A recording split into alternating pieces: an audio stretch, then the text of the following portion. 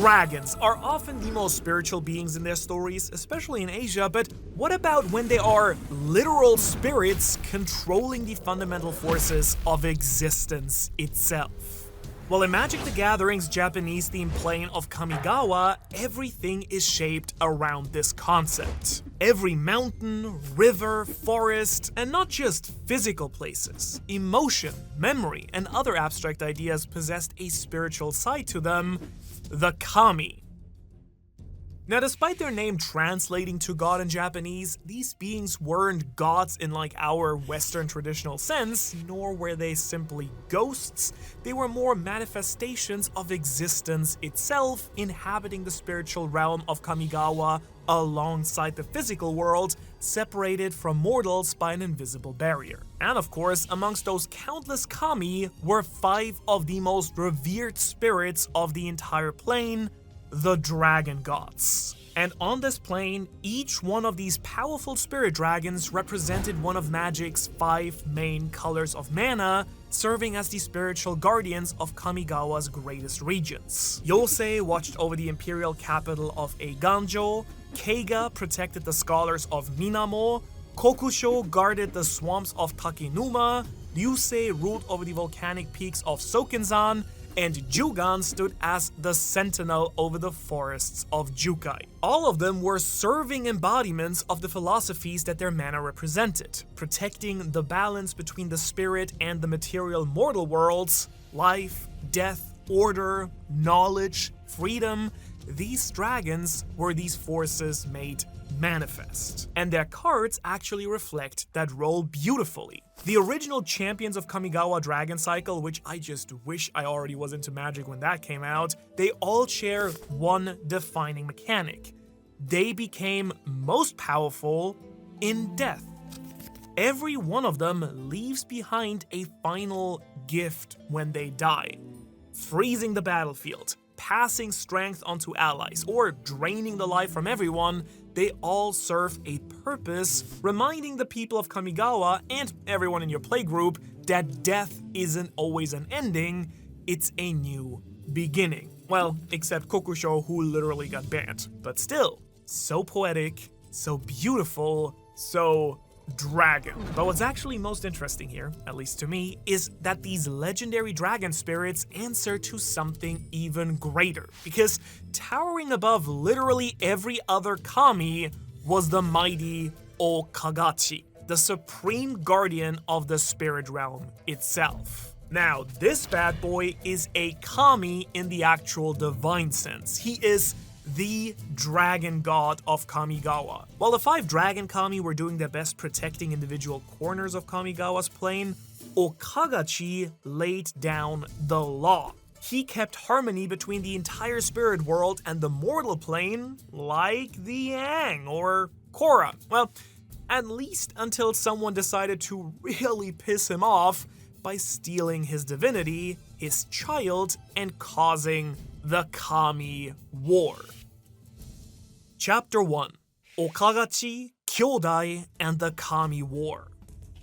So, greed is a cardinal sin for a reason, and the greediest emperor around threw his entire plane into disarray simply because he feared death. That man was called Konda, the Emperor of Eiganjo. Talk about selfish. Also, speaking of selfish, I kind of wanted to ask you to like this video so it does super really good well in the algorithm and get some hype going for Atraxa next week. Yeah, we're back to Praetors, but also I wanted to challenge you for next week because if you're an actual deck builder, I want to challenge you to build a deck with all the elements of the spirit dragons and the Kamigawa story that we're talking about in this video. Go send them my way in the comments, and if I get a few good ones, I will talk about my favorite in the next video. I think that would be really awesome. Let's try it out, but without back to the spirit dragons. I personally don't care if the Emperor's reign brought peace and prosperity to Kamigawa.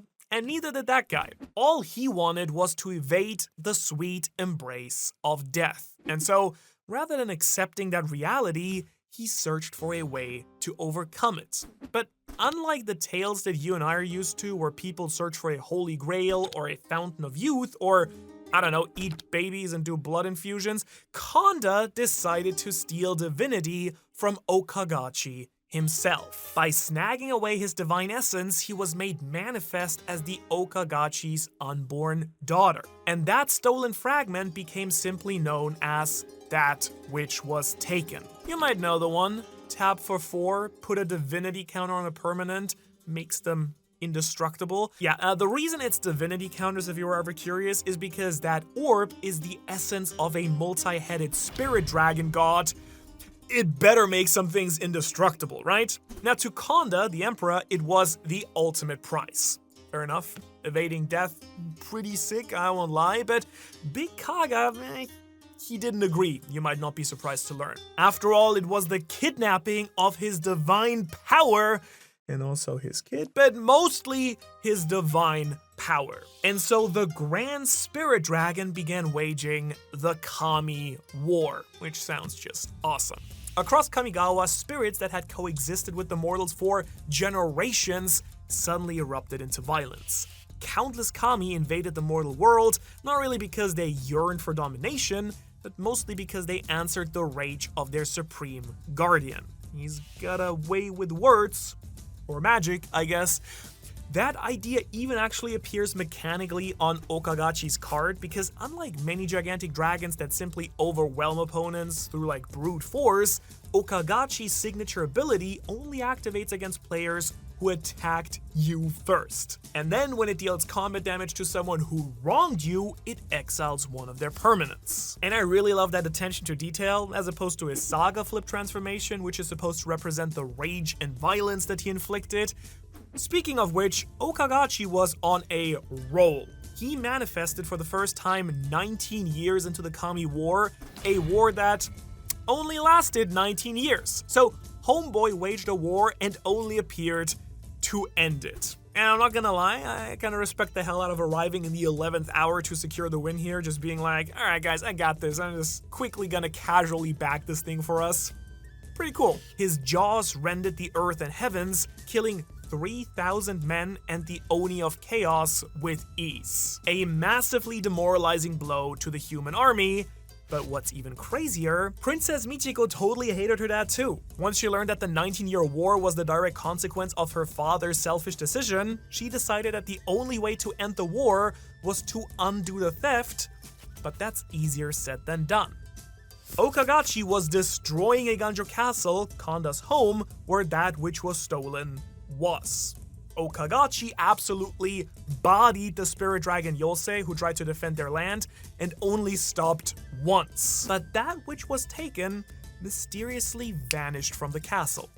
Turns out that my boy, Toshiro Umezawa, who you might know from awesome cards like Umezawa's Jite, a rogue samurai from Takenuma, infiltrated Emperor Konda's palace using the shadow walking magic, stealing that which was taken. And I know this is getting a little bit weird, but I think it's just a very funny sentence to say, stealing that which was taken. He stole the stolen, a double steal. It's like hitting the old Uno reverse on an Uno reverse card. And it also turns out that Princess Michiko was with the rogue samurai Toshiro and, using her own power, released the taken one from its prison. Finally, yes, we get to talk about another spirit dragon, one that you Kamigawa fans are probably very familiar with, Kyodai. I actually talked about her a bunch in my Wanderer video, but very briefly, she's the spirit dragon daughter of O-Kagachi and linked directly to Kamigawa's spiritual magic, eventually forming a connection with the Wanderer, Empress of Kamigawa, in the modern era of the plane. But it turns out that back then, Kyodai formed a spiritual bond with Princess Michiko, combining their powers to kick O-Kagachi in the Dragon Balls. O-Kagachi filled the sky from horizon to horizon trying to make Kyodai return to him, but she was a strong, independent girl who didn't need her daddy and also literally was his divinity. So she had the upper hand here, and also a friend. Michiko and Kyodai gradually bound O-Kagachi's many heads with powerful magic, weakening the once invincible Seeing Guardian until the enormous serpent was reduced to a tiny, powerless form. Eventually, the two struck him down, ending the Kami War and returning peace to Kamigawa. In the aftermath, Michiko and Kyodai inherited O-Kagachi's secure duty as guardians of the veil between the mortal world, Utsushio, and the spirit realm, Kakuryo. But Okagachi's death actually carried one final, problem? Turns out that when you destroy, the being that represents, the divine between the physical and spiritual worlds of your entire universe, those begin to unravel. So this set Kamigawa on the path that would eventually lead to the world seen more than 12 centuries later in Kamigawa Neon Dynasty, a blend of spirit and machine in one. Amazing. So now you understand the history of Kamigawa, its two most powerful spirit dragons, and the function of the world. That will make breaking down the 5 main spirit dragons way easier. Chapter 2. The 5 spirit dragons of Kamigawa. And just because they aren't the big top dog in their plane doesn't mean that these absolute monsters aren't top tier. There's a reason that each one of them was entrusted with protecting one of Kamigawa's greatest regions and the concept of a mana color. Especially during the Kami War, every single one of them was called upon to defend their homeland. Some survived it, some did less surviving than some others, but each one of them has a powerful legacy that carries on in the world and still to this day in our decks. Like the deck that you're hopefully building for me for next week to show. Submit it soon. And let's start with the dragon that perhaps had the most unfortunate job of them all. Poor Yosei. Imagine you've spent centuries peacefully protecting the capital of Eiganjo, and then your boss comes through, pimp slaps you across the city, and devastates your entire country? Oh, you can't imagine that? It looks something like this. Yosei served as Eiganjo's guardian up till the end.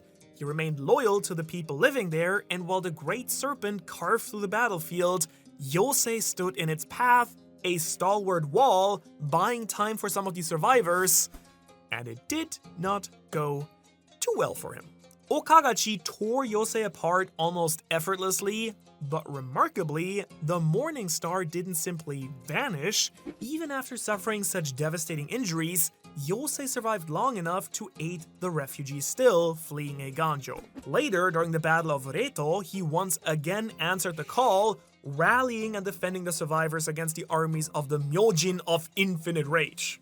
What a cool guy. Now, that is commitment, which sort of also explains his card effect, because whenever Yosei dies, a target player skips their next untap step while several of their permanents stay tapped. If you've ever been on the receiving end of this card, first off, I'm sorry. Second, I think you get why that happens now, because death cannot stop this defender from buying you a little bit more time.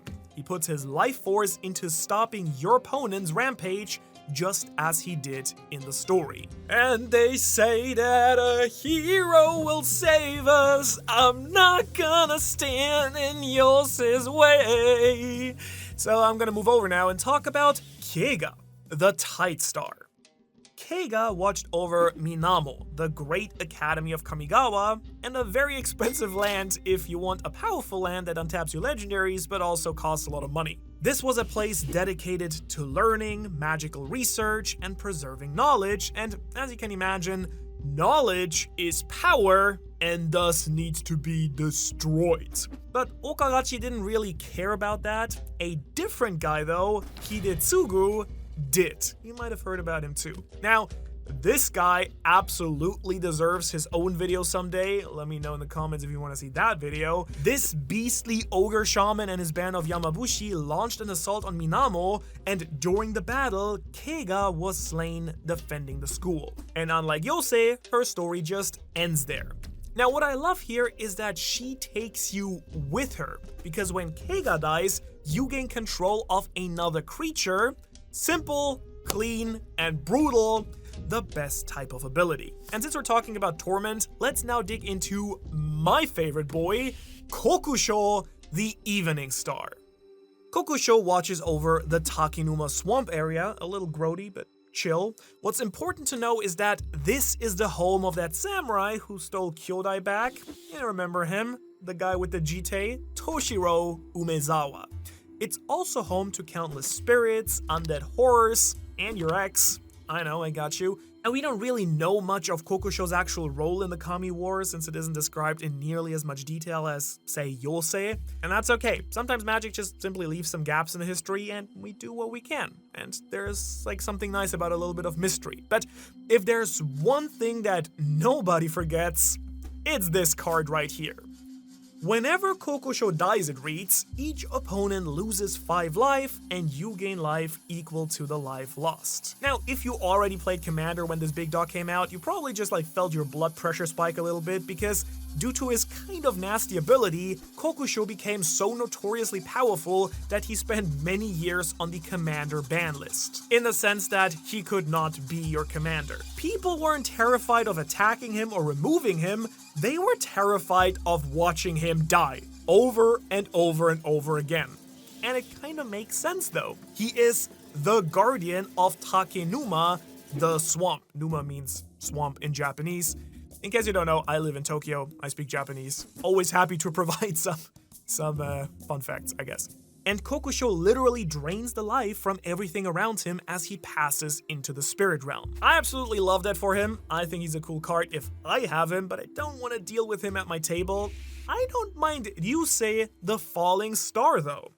Because if you've ever looked at the Soken-san mountain range and thought to yourself, boy, this one feels extremely likely to explode, then dear sir or lady or anything in between, you were correct. Because the volcanic peaks of Soken-san were protected by Ryusei, the falling star, whose fiery nature seeped into the land itself. Actually, that just makes me think I got a Ryusei recently, but it's not the version you would expect because I just got the secret layer for Stardew Valley, which is just amazing. And it does have Royal Serpent in it, which is Ryusei. We can probably put it up on screen. Very cool. Also, Krobus bonus card. Ooh, how cool is that? I'm gonna build a farm simulator deck. That's next on my list. I should probably stream that. Now, kind of like Kokusho, Ryusei's personal exploits during the Kami War aren't explored nearly as much, but it still doesn't matter because it matters that he destroys everything on the ground in death. When Ryusei dies, it says that he deals 5. It was at this moment that he knew. He f***ed up. This is I don't know why. I thought this was Ryusei. It's actually Atsushi the Blazing Sky. Whoops, my bad. When Ryusei dies, he deals 5 damage to every creature without flying. He literally crashes into the battlefield like a meteor, so watch out, Ixalan. An extinction event is coming, and his name is Ryusei, the falling star. Oh, I get it, because genius. As opposed to Jugan, the rising star. Now, I personally think that Jugan has the coolest story of all the 5. Jugan protected the forest of Jukai, but unlike several of the other Dragon Kami, we actually get to watch him fight multiple times throughout the Kami War, and he gets busy boy. Early in the war, the monks of the Order of the Sacred Bell summoned Jugan to aid them during the Battle of Silk, and there the Rising Star was killed defending the monks, except that apparently death was more of a suggestion to Big Jugan, because after perishing, Jugan's blessing remained with those that he fought beside, empowering the monks to continue resisting long after the dragon himself was already gone. And then, during the closing stages of the Kami War, Jugan rose again, fighting once again for the people of his land. And thank God we have this lore, because that makes his card make just so much more sense, because when Jugan dies, he distributes 5 +1/+1 counters amongst your creatures. He literally gives his strength to everyone else, just as he did for the monks when he was first slain. That's his legacy, life, and power. The rising star falls, and everyone around him rises because of it. Now, here's the thing. Eventually, all of these legendary Dragon Kami would eventually fade from history, but not forever. Again, 1,200 years later, Kamigawa entered a brand new age. An age of towering skyscrapers, cybernetic enhancements, and spirits living alongside technology, and the world had now changed, and these Dragon Kami were gone until they returned. Chapter 3. The Dragon Spirits Reborn. You see, rather than creating new protectors in the Dragon's Wake, rather than introducing entirely new guardians, Wizards chose something much cooler, I think. The original Kami were reborn into a new generation of spirit dragons. Yosei became Ao, the Dawn Sky. Keiga became Kairi, the Swirling Sky. Kokusho became Junji, the Midnight Sky. Ryusei, thank God I can show the right card, became Atsushi, the Blazing Sky, and Jugan became Kuda, the Boundless Sky. Everything has changed, but notice how they are no longer single stars, they now represent the full sky. The realms have merged and they have taken on a much grander role now. And just looking at their mechanics tells you all that you need to know. Ao carries on Yosei's legacy, but instead of buying everyone time through sacrifice, he helps rebuild after battle. It leaves the battlefield and suddenly your board is getting stronger with counters, vigilance, or even free permanence. It's less about surviving war and a little bit more about recovering from it. Kairi feels like Keiga grew up and got a PhD because instead of straight up stealing creatures, she's all about knowledge and control, bouncing spells, or digging through your deck for exactly what you need. Still, the smartest dragon in the room and flexing that instead of bringing an enemy down with her. Junji, meanwhile, yeah, Takenuma is still terrifying. Kokusho drained the life out of everyone around him, while Junji keeps death working in your favor by ripping cards out of your opponent's hands or bringing your own creatures back. You can say a lot about him, but you cannot say that he doesn't represent black mana well. Atsushi also keeps Ryusei's explosive personality alive, but instead of going out with one massive fireball, he leaves behind treasure or extra spells to keep the momentum going. A blazing inferno that rages on instead of ending it all. And finally, there is Kuda, and just like Jugan, Kuda's all about helping everyone else succeed. Whether that's ramping your mana or filling the battlefield with spirits, the dragon's greatest gift still comes after it's gone. And I think that's just truly beautiful because these dragons aren't defined by tragedy anymore, they're more defined by change. But I would argue that no one understands change better than the time-traveling dragon sage who changed the multiverse so many times, Sarkhanval, the shaman planeswalker of Tarkir, who would geek out crazy over all these dragons too, knows better than anything the true power of a spirit dragon. And if you want to learn all about him and how crazy important he was for the story and more dragons, check out his video right here where I break his story down. Otherwise, thank you for watching all the videos in Dragon Month. Let me know if you want more of these theme months. Would be cool to do like Halloween or something. Again, put that in the comments, put your deck lists in the comments early before next week, like the video, and I will see you next week.